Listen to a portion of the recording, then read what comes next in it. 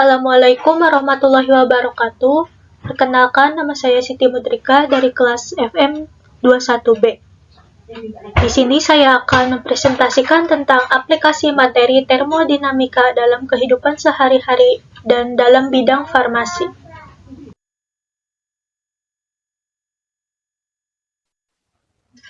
A. Aplikasi termodinamika dalam kehidupan sehari-hari.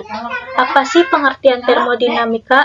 Termodinamika berasal dari bahasa Yunani. Termos berarti panas dan dinamik berarti perubahan. Adalah fisika energi, panas, kerja, entropi, dan kespontanan proses. Termodinamika berhubungan dekat dengan mekanika statistik di mana hubungan termodinamika berasal. Hukum termodinamika ada 4. Yang pertama, hukum awal atau zero law atau hukum ke-0. Jika dua sistem berada dalam kesetimbangan termal dengan sistem ketiga, maka mereka berada dalam kesetimbangan termal satu sama lain. Yang kedua, hukum ke-1 termodinamika.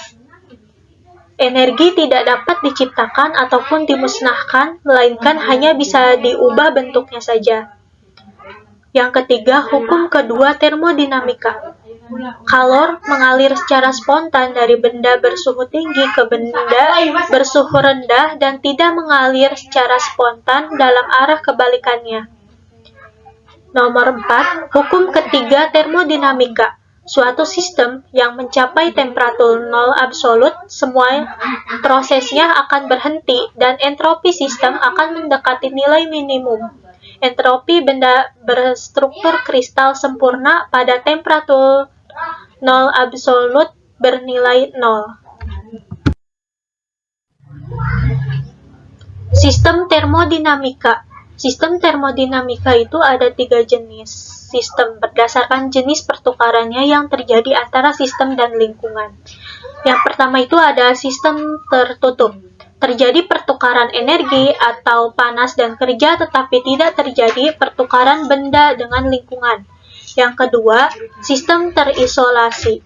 Tak terjadi pertukaran panas, benda atau kerja dengan lingkungan. Contoh dari sistem terisolasi adalah wadah terisolasi seperti tabung gas terisolasi. Yang ketiga ada sistem terbuka.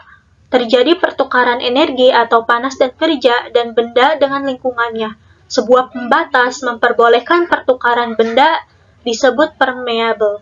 Samudra merupakan contoh dari sistem terbuka.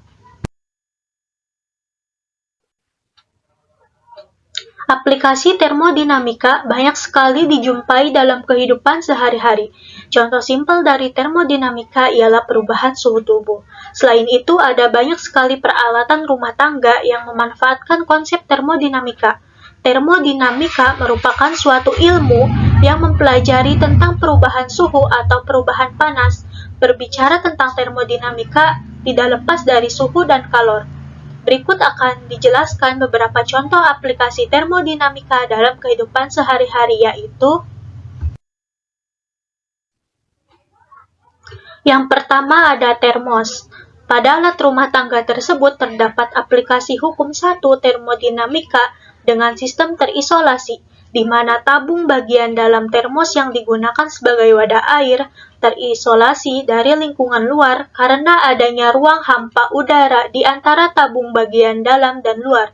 Maka dari itu, pada termos tidak terjadi perpindahan kalor maupun benda dari sistem menuju lingkungan maupun sebaliknya.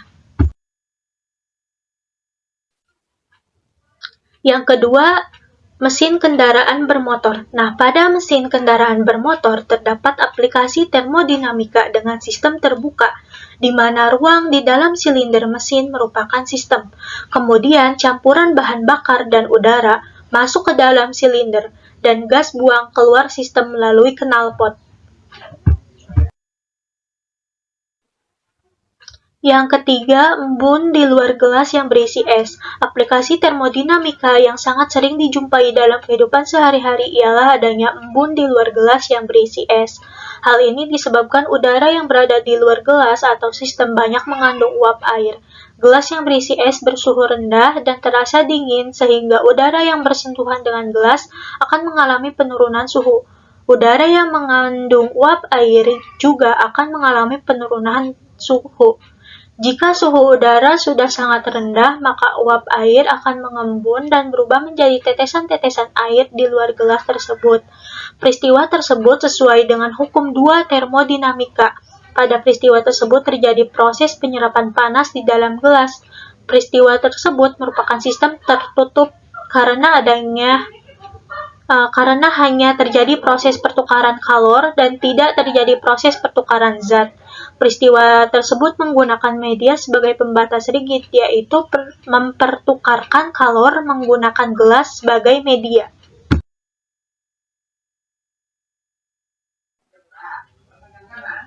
Yang keempat ada refrigerator atau lemari es. Adalah suatu unit mesin pendingin dipergunakan dalam rumah tangga untuk menyimpan bahan makanan atau minuman. Untuk menguapkan bahan pendingin diperlukan panas. Lemari es memanfaatkan sifat ini.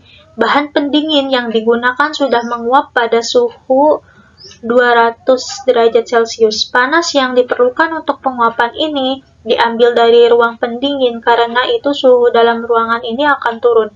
Penguapan berlangsung dalam evaporator yang ditempatkan dalam ruang pendingin. Karena sirkulasi udara, ruang pendingin ini akan menjadi dingin seluruhnya. Lemari es merupakan kebalikan mesin kalor. Lemari es beroperasi untuk mentransfer kalor keluar dari lingkungan yang sejuk ke lingkungan yang hangat. Dengan melakukannya kerja, kalor diambil dari daerah temperatur rendah, atau katakanlah di dalam lemari es, dan kalor yang jumlahnya lebih besar dikeluarkan pada temperatur tinggi atau ruangan. Sistem lemari es yang khas, motor kompresor memaksa gas pada temperatur tinggi melalui penukar kalor atau kondensor di dinding luar lemari es, di mana ia dikeluarkan dan gas mendingin untuk menjadi cair. Cairan lewat dari daerah yang bertekanan tinggi melalui katup ke tabung tekanan rendah di dinding dalam lemari es. Cairan tersebut menguap pada tekanan yang lebih rendah ini dan kemudian menyerap kalor dari bagian dalam lemari es. Fluida kembali ke kompresor di mana siklus dimulai kembali. Lemari es yang sempurna atau yang tidak membutuhkan kerja untuk mengambil kalor dari daerah temperatur rendah ke temperatur tinggi.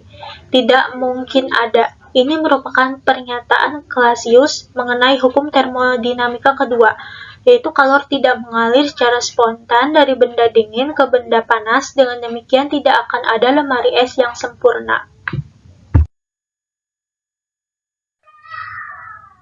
Nah, selanjutnya ada B, aplikasi termodinamika dalam bidang farmasi. Penerapan hukum termodinamika 2 dalam bidang farmasi ini. Yang pertama, ada penggunaan energi panas dalam pengobatan, misalnya diagnostik termografi atau mendeteksi temperatur permukaan kulit.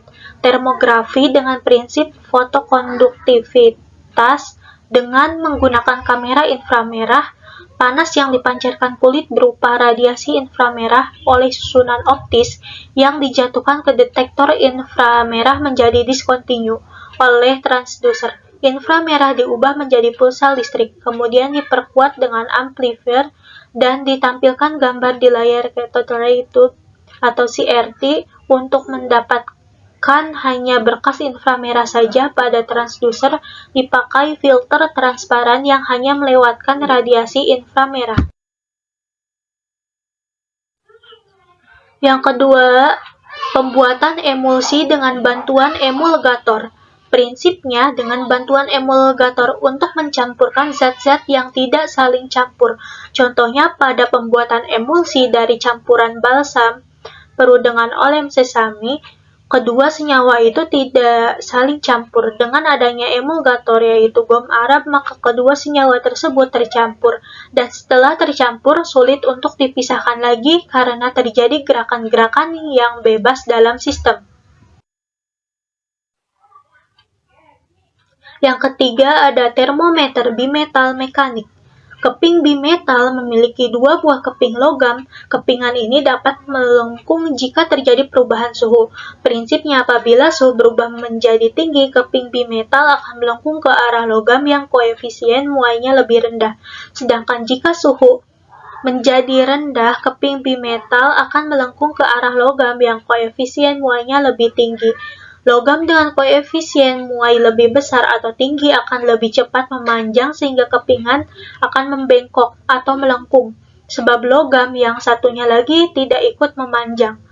Pada termometer, keping bimetal dapat difungsikan sebagai penunjuk arah karena di kepingan menerima rangsangan berupa suhu, maka kepingan akan langsung melengkung karena pemuaian panjang pada logam.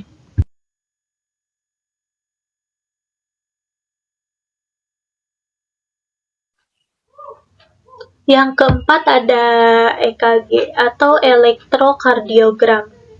Tubuh manusia memiliki potensial listrik. Denyut jantung manusia dapat teramati dengan adanya perubahan potensial listrik tersebut.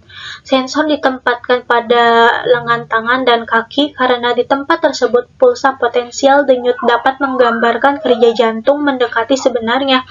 Pulsa denyut analog akan diubah ke pulsa listrik dengan rangkaian ADC, dan kemudian data-data tersebut akan diolah dengan prosesor yang ada di PC. Intinya tuh, hukum termodinamika itu pada prinsipnya menjelaskan peristiwa perpindahan panas dan kerja pada proses termodinamika.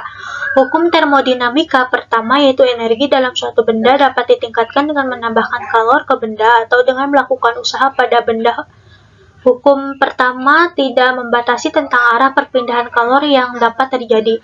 Hukum termodinamika kedua yaitu mengatakan bahwa aliran kalor memiliki arah, dengan kata lain tidak semua proses di alam semesta adalah reversible atau dapat dibalikan arahnya. Contoh, sediaan farmasi yang memerlukan energi panas dalam pembuatannya yaitu sediaan serbuk dengan ekstrak kental, pembuatan emulsi, pembuatan salep, pembuatan suppositoria, dan pembuatan ovula.